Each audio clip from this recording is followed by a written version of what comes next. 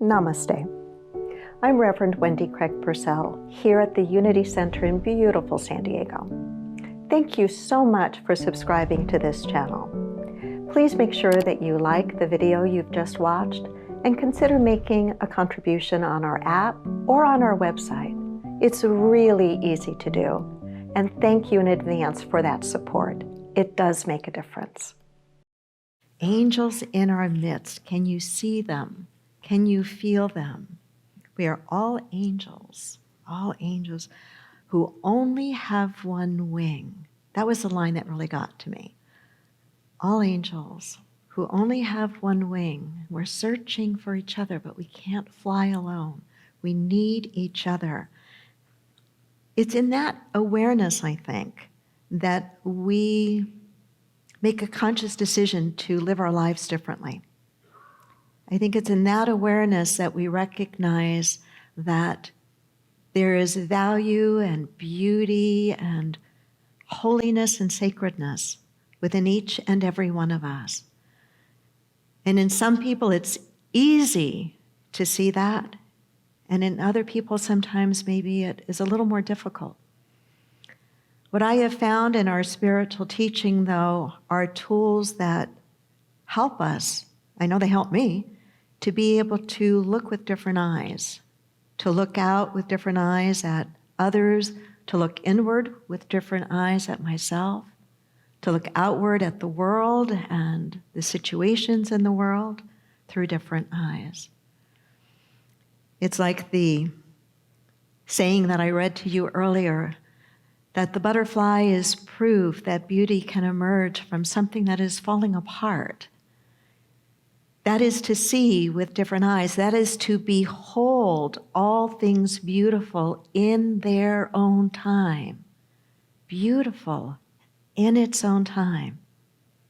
Maybe you remember a poster that was popular quite a number of years ago of a cute, an adorable little boy, all disheveled, kind of messy face, hair awry, holes in his jeans, although now that's the look, right? Or maybe that's the look that's going out, I don't know. But beneath it was the caption, "Be patient with me. God isn't finished with me yet." And that is so true of every single one of us. And I think Michael is trying to point to that in the line in the song that we're all angels with one wing, reaching for the sky, but can't quite get there because we need each other to fly. And I think one of the ways that we help each other to fly is with the belief that everyone and everything is beautiful in its own time. Beautiful in its own time. I don't know if you realize it, but those words actually come out of Scripture. And they are words that come after a much loved and probably more familiar verse in Scripture, or verses in Scripture, in Ecclesiastes, the verses that talk about everything having its own time. To everything there is a season and a time. To every purpose under heaven, a time to be born and a time to die, a time to plant and a time to pluck up or to harvest that which is planted, and the piece goes on for a while and eventually concludes with the words, God has made everything beautiful in its own time. Can we look at ourselves and know that to be true for us? Can we look at that and hold that as we look at one another and know that to be true for each other? Beautiful in its own time. I can't help but remember the true little story of a woman who was recently dating a man, and he came to pick her up for a date, but he got confused with the time, and he came a bit too early, and he knocked on the door, and she came to the door, but she was quite not ready. Her hair was in a bazillion different directions, not quite finished, as she's opening the door to her date. And he looks at her and he says, "Well, I'm sure that's something beautiful in the making." I remember sharing that story when I first heard it, true little story, years ago with my mom, and my mom said, Honey, if you ever find somebody who looks at you like that and says, beautiful in its own time, about to be beautiful, that person's a keeper. That person, and I did actually find someone twice, actually, same someone. What is beauty? What is beauty? Beautiful in its own time. What is beauty? The dictionary defines it in this way: the quality that is present in a thing or person, giving intense pleasure or deep satisfaction to the mind.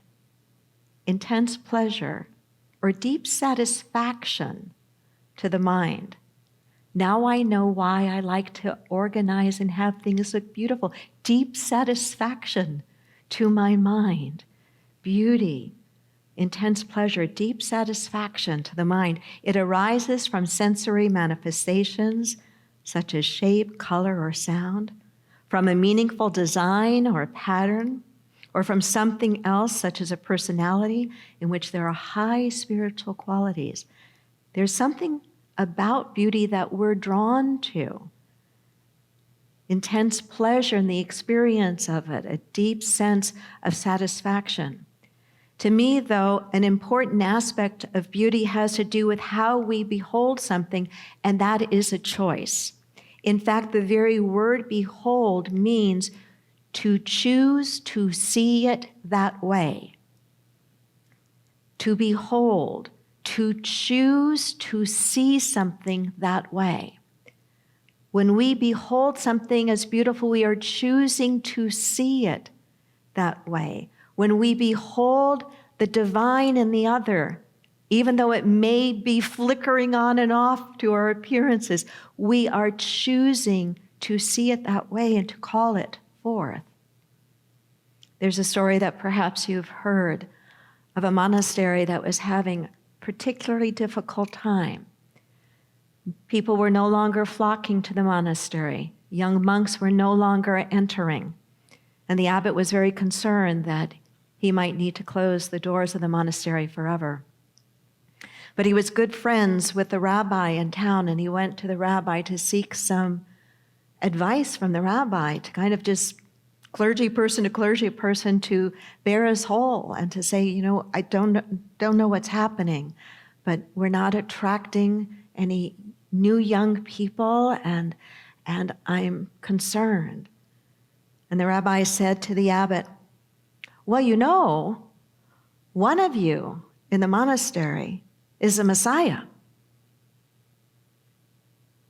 The abbot was confused. One of us in the monastery is the Messiah. Who? Rabbi said, I don't know, I can't tell you. But one of you is. And so the abbot goes back to the monastery and he beholds the monastery. He beholds the monks that are there differently. He gathers them all around and he tells them what the rabbi just told him, that one of us is the Messiah. And with that bit of information, an amazing transformation started to happen. Each of the monks wondered, could it be me? No, I don't think so, but maybe it could be. Or maybe it is you, or maybe it is you. Well, if it is you, I better start treating you differently. I better start beholding you differently. And since I don't know for sure who it is, I better start beholding all around me as if they were the one. And whether that story is true or simply a beautiful teaching, it is absolutely that, is it not? Because what if in our classrooms, and Cammie, I know the devoted teacher you've been, what if in our classrooms, what if in our places of business, what if in our spiritual communities, what if in our neighborhood, we somehow acted as if my next door neighbor, that student, that coworker I never could quite get along with, is the Messiah, meaning is a chosen one, is special. Truth of the matter, of course, is that we all are that, right? But to bring forth the beauty of someone or something in its own time, I think we need each other to do that. And the way in which we can do that with each other is how we choose to behold the other. Years ago, I haven't done it for a long time now, but years ago I used to do quite a bit of counseling, and I would do quite a bit of deep forgiveness work with people. And some of the stories and situations that people would come in with who wanted spiritually to work through a grievous wrong that had been done to them at the hands of another person. Oftentimes when we would get to the point of trying to want to forgive, we would begin to move into a conversation about, can you begin to see the person differently? Not to make right that which is wrong, but for your own healing. Can you begin to look with different eyes that you might be set free? And in some of the deepest conversations, when it would be so difficult for the person, the counselee, to behold the other differently, one thing that would often work or begin to work and break the shell would be if that person could imagine the perpetrator of that wrong, of that grievous act, as a child, as a very young child. Because the truth of the matter is we all come in pure and innocent. I don't care what you may have been taught in whatever church you might have grown up in that would suggest that you were born in original sin. You were not. And that is not true of any of us. We are born in original blessing. Somewhere along the line, though, some people are so hurt, so damaged by the harm done to them by another, that they can then inflict that same harm. And so the idea of beautiful in its own time, whether it is to behold that in someone where it's really easy to, or to stretch into and try to behold that with someone that you know that is a real sandpaper to your soul, or even worse, if there is such a thing, requires practice. It requires a willingness to see beyond the current behavior. I wonder how this woman was changed after someone beheld her differently. The story I'm about to tell you, you've probably heard before many times. If you've been here, you've heard it from me. But the emphasis is usually on not the woman, but the man. This is the story. The scribes and the Pharisees brought a woman caught in adultery, and having set her in the midst, they said to him, Jesus, "Teacher, this woman has been caught in adultery in the very act. Now in the law, Moses commanded us to stone such women. What then do you say?" And they were saying this, testing Jesus, in order that they might have grounds to accuse him. But Jesus stooped down and with his finger wrote on the ground. But when they persisted in asking him, he straightened up and said to them, "He who is without sin among you, let him be the first to throw a stone at her." And again he stooped down and wrote on the ground. And when they heard it, they began to go out, one by one, beginning with the older ones. And he, Jesus, was left alone, and the woman where she had been in the midst. And straightening up, Jesus said to her, "Woman, where are they? Did no one condemn you?" And she said, "No one, Lord."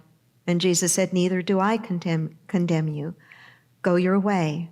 From now on, sin no more." I wonder how she was changed after Jesus beheld her differently. The story is so rich on so very many levels. The scribes and the Pharisees were trying to trick Jesus, as the very word said, holding up the literal law, the Mosaic law, that very clearly said what her punishment should be. And then he says to them, "And let anyone among you who is without sin, who is without having missed the mark somehow, be the very first one to cast the stone." And of course, none of them could honestly say that they were without ever having made a mistake, so they all needed to leave, right? Great wisdom, but what about her? What about her? We don't know. We don't know. But I can't help but imagine that having been beheld differently through his eyes, being seen differently through his eyes, that she would have emerged different. Questions that help us grow are questions for us to ask of ourselves. How am I seeing the people around me? How am I beholding them, especially the ones that are challenging for me? How am I beholding them? When you have been beheld by another with the eyes of love, when another has looked at you and believed in you through the eyes of love, through the eyes of possibility, I bet you have felt more capable, more filled with power and potential, because the other, through their eyes, they have helped you to maybe hold on to, or at least possibly believe that you could be something more. It's like the story of the monks and the abbot. One of you is the Messiah. As we think about this idea of all things beautiful in their own time, as we consider that promise and know our part in that promise, which is how we behold the other, I think it is also important that we ask, how are we beholding ourselves? How are we beholding ourselves? Do we behold ourselves as beautiful? And I'm not talking about the surface beauty, which can be very pleasant and deeply satisfying, but I'm talking about the beauty of the soul. How do we behold ourselves? Can we be gentle with ourselves when we make mistakes and we miss the mark? Can we see how we shine when we do shine and allow that beholding to give us the strength to shine even brighter? Do we even see who and what we really are? Or have we been fooled by a culture that might be telling us otherwise, or a history or a past that might have been telling us otherwise? Maybe you remember the children's story. It's not necessarily a children's story if you look at the meaning of it. Rudyard Kipling's story, The Jungle Book, right? Of little Mowgli, a little boy who was raised by a pack of wolves. And having only been raised with wolves, thought himself to be a wolf. But eventually the pack knew he needed to go to the man village. And Bahira the panther was the one to take him to the man village. And it was a long journey, and Mowgli didn't want to go. Mowgli saw himself not as a man, but as the image that was always all around him of the wolves. But as they eventually get into the village, he sees a creature he's never seen before, very pleasing to the eye, a girl. Never seen a creature like that before. And almost at the same time, he happens to catch his own reflection for the very first time in some water and realizes, I look more like her than these over here, than the wolves. When he got this new picture of himself, that new picture of himself in the story put him in a new understanding of who and what he was and where and how he should live. And while it's a children's story, the wisdom is applicable to us. If we can see who and what we really are. Yes, we all make mistakes. Yes, we are angels with one wing and we need each other to fly. But if we can recognize, but we are angels. We have incredible potential and good in us, despite the challenges and mistakes that we may make from time to time. If we can hold both, but honor more the divine potential within ourselves and within each other, we will be well on the way to transforming our lives individually and helping to transform and inspire and transform the lives around us.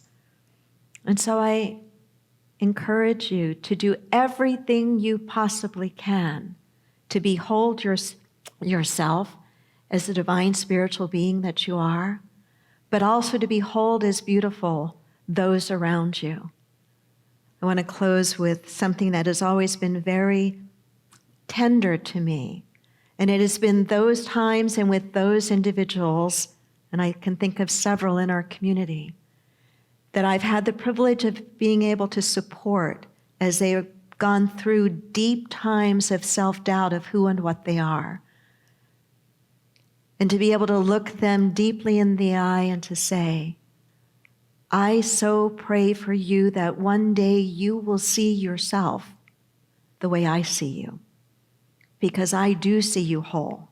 I do see you perfect. I do see you as a spiritual being. And I do see all the potential within you behind or in spite of the mistakes and things that you may have done. And when I've been able to do that and see the other receive it, it's really an inspiration.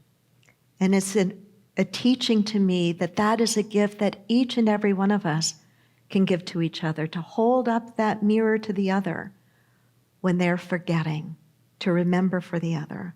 We are all angels with one wing, reaching for the sky, but needing each other to fly. Namaste.